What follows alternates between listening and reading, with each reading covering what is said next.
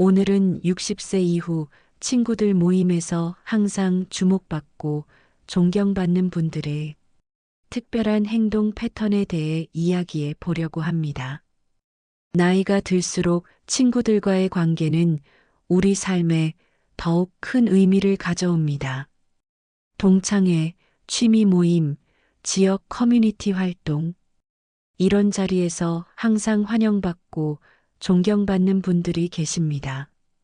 주변 사람들이 그분들과 시간을 보내고 싶어 하고 그분들의 이야기에 귀 기울이죠. 도대체 그들은 어떤 특별한 행동과 태도를 가지고 있을까요?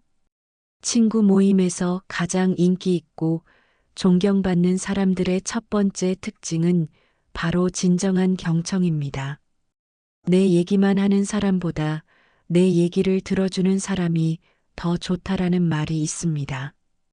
60대 이후의 모임에서 환영받는 분들은 자신의 과거 이야기, 성공담, 자랑거리를 늘어놓는 대신 친구들의 이야기에 진심으로 관심을 보입니다. 경청은 단순히 말을 듣는 것이 아닙니다. 눈을 마주치고 고개를 끄덕이며 적절한 질문을 던지는 것입니다.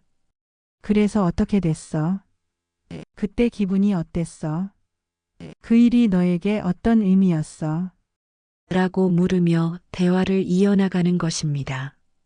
미국의 심리학자 칼 로저스는 경청은 치유의 시작이다라고 말했습니다. 다른 사람의 이야기를 들어주는 것은 그들에게 치유와 위로를 제공할 뿐만 아니라 듣는 사람에게도 새로운 세계와 지혜를 선물합니다.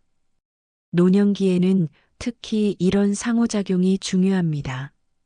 70대 초반의 김 선생님은 동창회에서 가장 인기 있는 분입니다. 매번 모임 때마다 사람들이 그의 주변에 모여들어 이야기를 나눕니다. 그가 인기 있는 이유를 물었더니 한 친구가 이렇게 대답했습니다. 김 선생은 우리가 무슨 이야기를 하든 정말 관심 있게 들어줘. 자기 성공 이야기나 병원 다닌 이야기로 시간을 다 채우지 않아. 그래서 모두가 그와 이야기하고 싶어 해.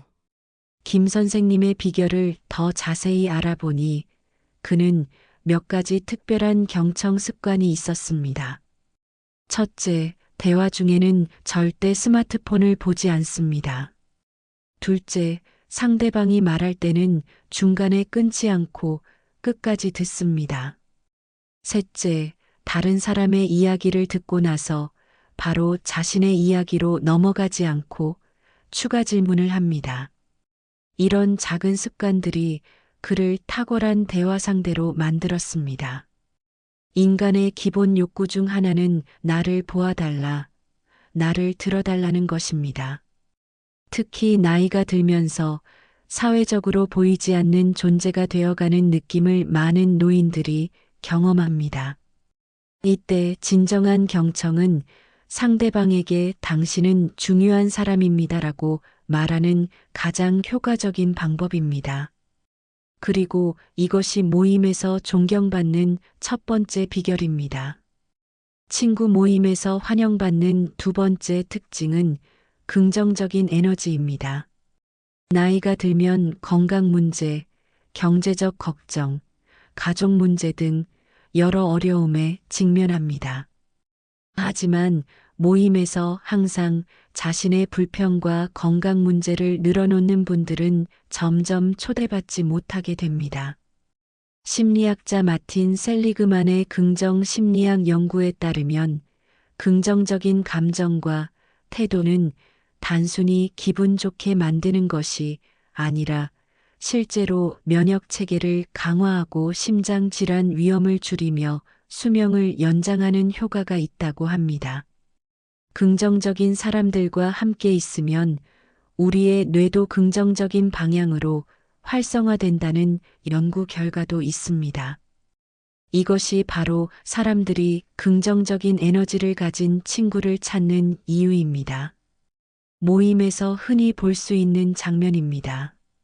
한 분이 건강 문제를 이야기하기 시작하면 다른 분도 자신의 아픈 이야기를 시작합니다. 내 무릎이 아파서 말이야. 그것보다 내 허리가 더 심각해. 의사가 나보고 말이야. 이런 대화는 모임의 분위기를 무겁게 만들고 모두의 에너지를 떨어뜨립니다. 심리학에서는 이를 부정적 전염이라고 부릅니다. 반면 밝은 미소와 따뜻한 인사로 자리를 빛내는 분들은 항상 환영받습니다. 자신의 어려움보다는 감사한 일들을 나누고 작은 행복에 대해 이야기하는 분들 주변에는 자연스럽게 사람들이 모입니다. 박 할머니는 75세에 암 투병 중임에도 친구 모임에서 항상 밝은 모습을 보입니다. 그녀의 일상은 결코 쉽지 않습니다. 항암 치료의 부작용, 병원비에 대한 걱정, 가족들의 부담. 하지만 그녀는 모임에서 이런 어려움보다는 지난주에 본 아름다운 일출, 손자가 그려준 그림, 친절했던 간호사 이야기 등 긍정적인 경험을 나눕니다. 그녀는 이렇게 말합니다. 내가 아프다고 친구들에게 이야기한들 그들이 나를 대신해서 아파줄 수는 없잖아. 그럴 바에는 우리가 함께하는 시간이 즐겁고 의미 있기를 바라지. 내가 걱정한다고 문제가 해결되지는 않지만 내가 웃으면 주변 사람들의 하루는 밝아진단다. 이것은 거짓된 긍정이나 현실 도피가 아닙니다. 삶의 어려움을 인정하면서도 그 속에서 의미와 희망을 찾는 지혜입니다. 긍정적인 에너지는 전염성이 있어서 한 사람의 긍정이 모임 전체의 분위기를 바꿀 수 있습니다. 여러분도 다음 모임에서 긍정적인 이야기 하나를 준비해 가보세요. 날씨, 뉴스, 건강 이야기 대신에 최근에 읽은 좋은 책, 감동받은 영화, 발견한 맛있는 식당 등을 나눠보세요. 차이를 경험하게 될 것입니다. 세 번째 특징은 지속적인 배움의 자세입니다. 나이가 들었다고 세상에 대한 호기심을 잃은 사람들이 있습니다. 나는 이제 다 안다. 요즘 것들은 이해할 수 없다라는 태도는 친구들과의 대화에서도 벽을 만듭니다. 신경과학 연구에 따르면 우리의 뇌는 나이와 상관없이 새로운 신경 연결을 만들 수 있는 뇌가소성을 가지고 있습니다. 즉, 80대, 90대가 되어도 새로운 것을 배우고 성장할 수 있다는 의미입니다. 실제로 96세에 처음 그림을 그리기 시작해 100세가 넘어 세계적인 화가가 된 할머니 그랜마 모지스의 이야기나 87세에 하버드 대학에서 학위를 받은 남성의 사례 등은 나이가 학습의 장벽이 아님을 보여줍니다. 반면 새로운 주제, 트렌드, 아이디어에 열린 태도를 보이는 분들은 어떤 모임에서든 환영받습니다. 최신 기술에 관심을 갖거나 새로운 취미에 도전하거나 젊은 세대의 문화를 이해하려는 노력은 대화의 폭을 넓히고 모임을 활기차게 만듭니다. 이 씨는 78세에 스마트폰 사용법을 배워 SNS를 시작했습니다.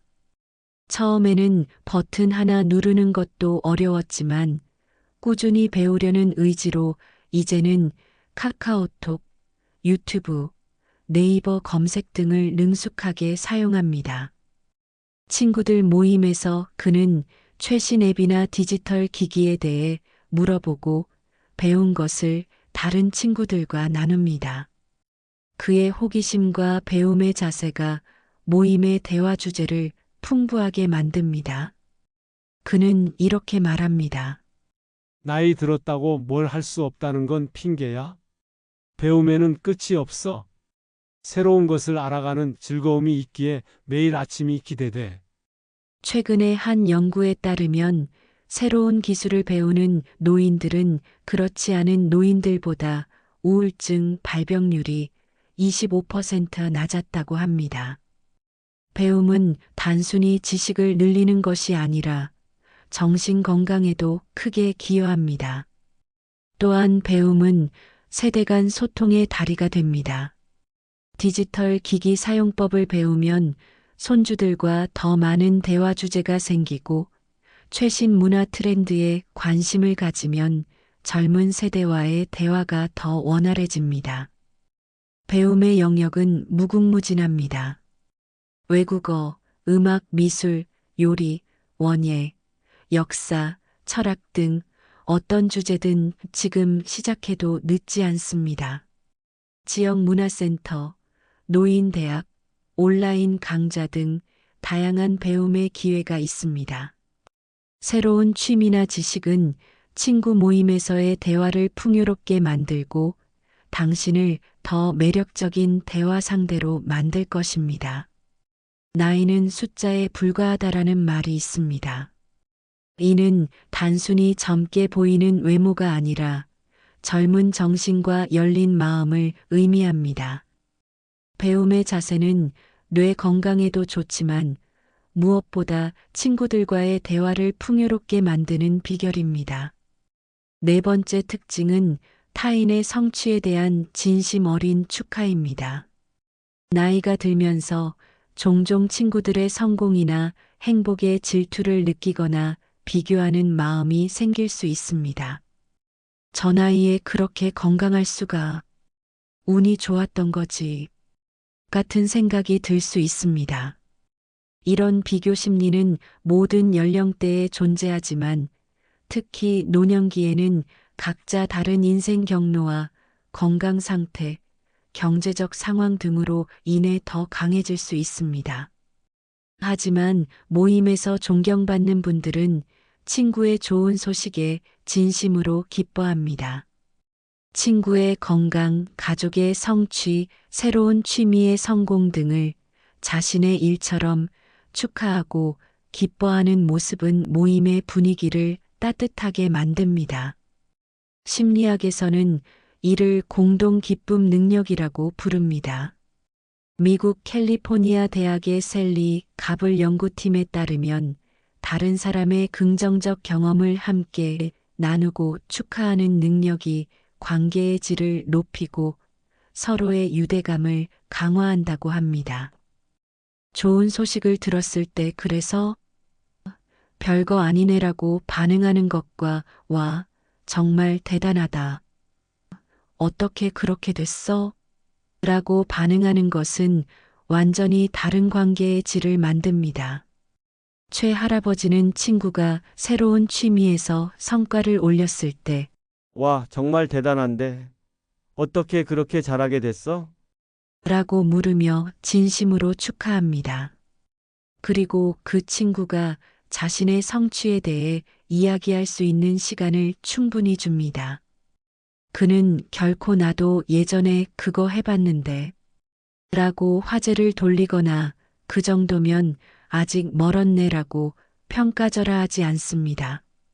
이런 태도 때문에 친구들은 그에게 좋은 소식을 가장 먼저 알리고 싶어 합니다.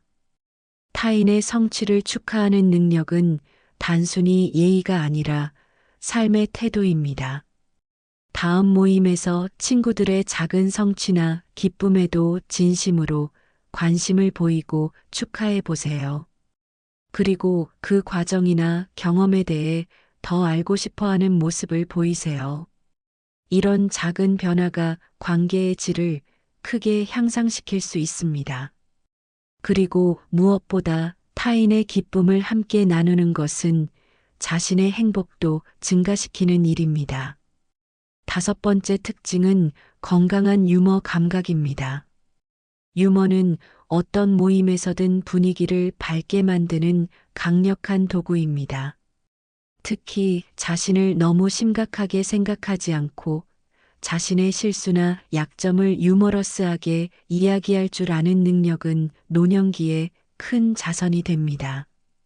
스탠포드 대학의 연구에 따르면 유머는 스트레스 호르몬인 코르티솔을 줄이고 엔도르핀과 도파민의 분비를 촉진시켜 신체적, 정신적 건강에 긍정적인 영향을 미친다고 합니다.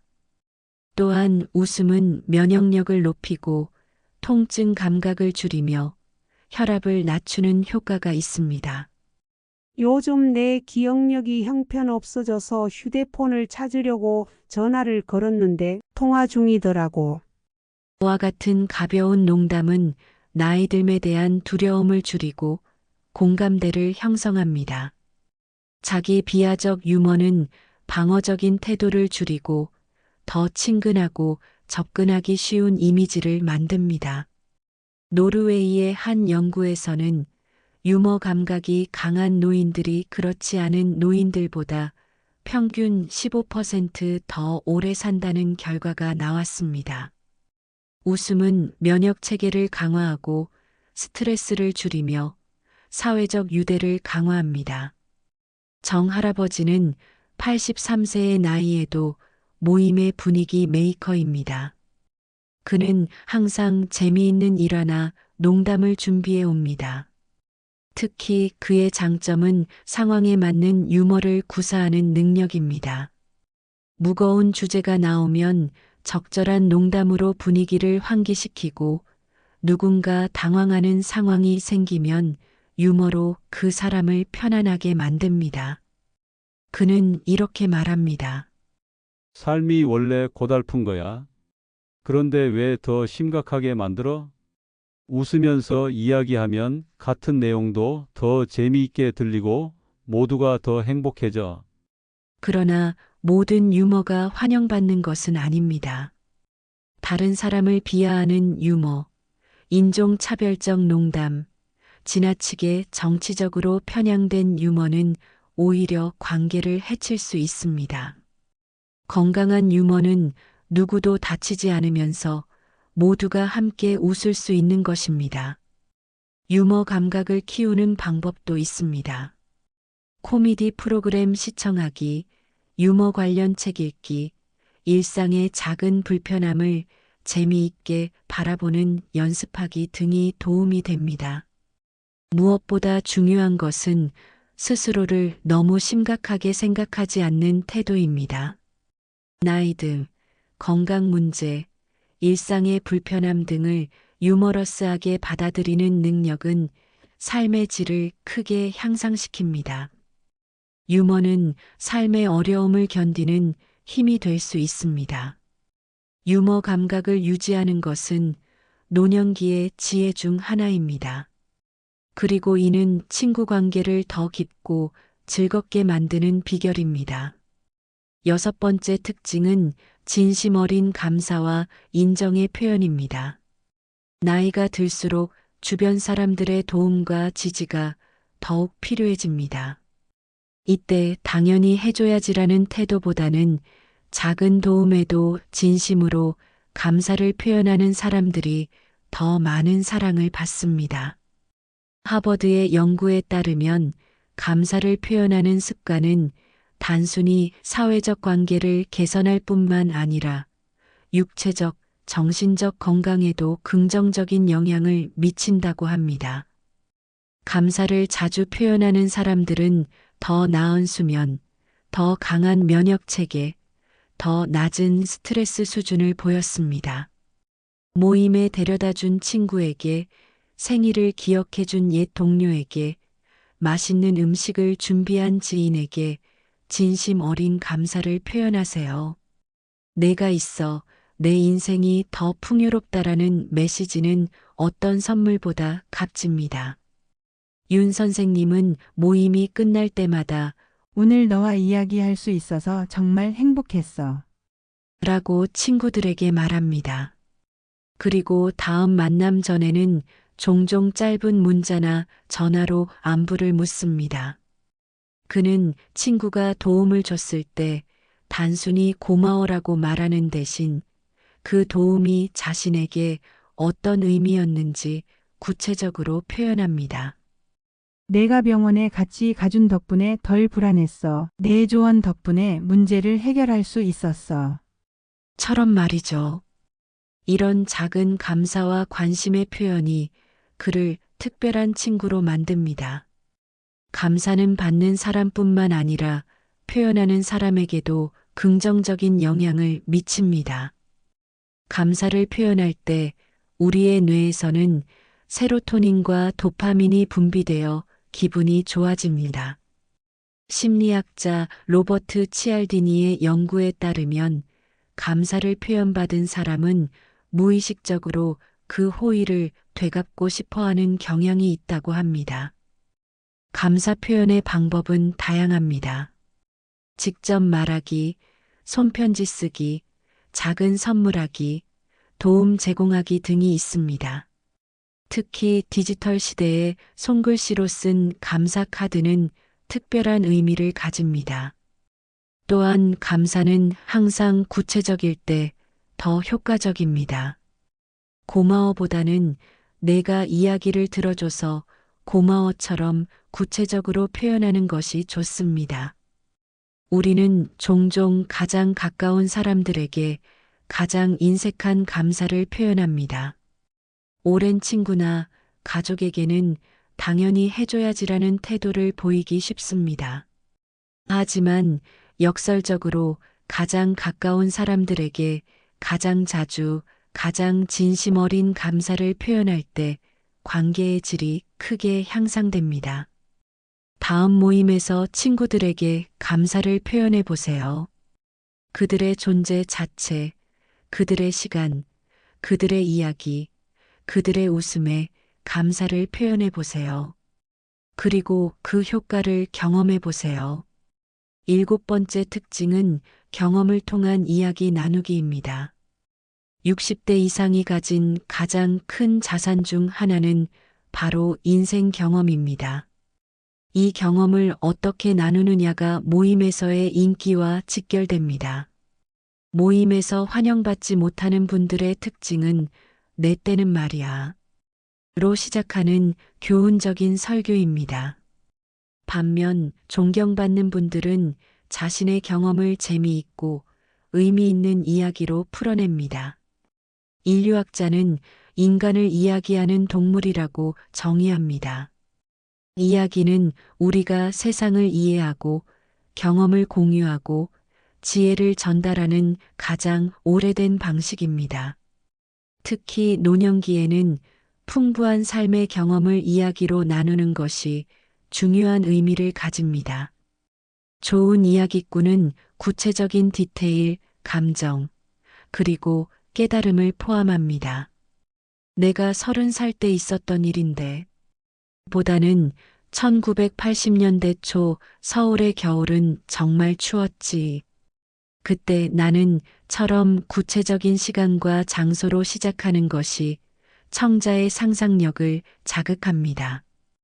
또한 이야기에는 감정을 포함시키는 것이 중요합니다.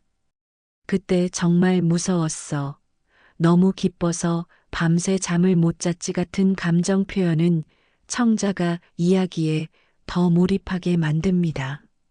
정할아버지는 과거의 경험을 재미있는 이야기로 풀어내는데 탁월합니다. 그는 교훈을 직접 말하지 않고 이야기 속에 자연스럽게 녹여냅니다.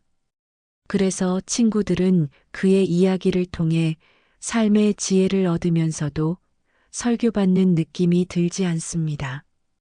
그는 특히 자신의 실패나 실수에 대한 이야기를 솔직하게 나눕니다. 내가 그때 어떤 실수를 했는지 알아? 그 당시에는 몰랐지만 나중에 깨달은 것이 있어. 처럼 같은 표현으로 자신의 취약성을 드러내는 것이 오히려 신뢰를 형성합니다.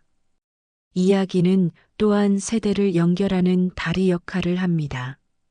손주들에게 옛날 이야기를 들려주는 것은 단순한 오락이 아니라 가족의 역사와 정체성을 전달하는 중요한 행위입니다. 에몬 리드류의 연구에 따르면 조부모의 이야기를 많이 들은 아이들이 더 강한 정서적 회복력과 자아 정체성을 가진다고 합니다. 이야기 나누기는 연습으로 향상될 수 있습니다. 중요한 순간들을 일기나 메모로 기록해 두기, 사진을 통해 기억을 되살리기, 다른 사람의 반응을 관찰하며 이야기 방식 개선하기 등이 도움이 됩니다. 무엇보다 중요한 것은 이야기의 목적이 가르침이 아닌 나눔이라는 점을 기억하는 것입니다. 이야기는 우리를 연결하는 강력한 도구입니다. 여러분의 경험을 풍부한 이야기로 나누어 보세요. 그 이야기가 친구들에게 위로와 영감, 때로는 웃음을 선사할 것입니다. 그리고 그 과정에서 여러분의 삶도 더 의미 있게 재해석될 것입니다. 지금까지 우리는 친구들 모임에서 사람들의 마음을 끌고 존경을 받는 60대 이상 분들이 보여주는 7가지 특별한 행동에 대해 함께 생각해 봤습니다.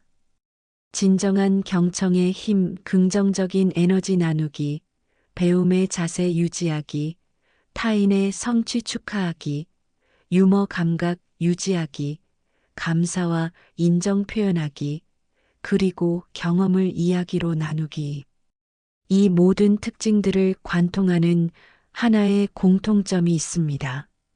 바로 나보다 우리를 중심에 두는 태도입니다. 자신의 필요와 욕구보다 관계의 질과 친구의 행복에 더 관심을 두는 것이죠. 우정 연구의 권위자인 윌리엄 롤린스 박사는 노년기의 친구 관계는 단순한 사교 활동이 아니라 정서적, 실질적 지원 시스템이라고 말합니다. 좋은 친구 관계는 우울증 위험을 30%까지 낮추고 평균 수명을 7년까지 연장할 수 있다는 연구 결과도 있습니다. 영국의 한 연구에서는 친구가 많은 노인들이 치매 발병 위험이 40% 낮다는 결과가 나왔습니다.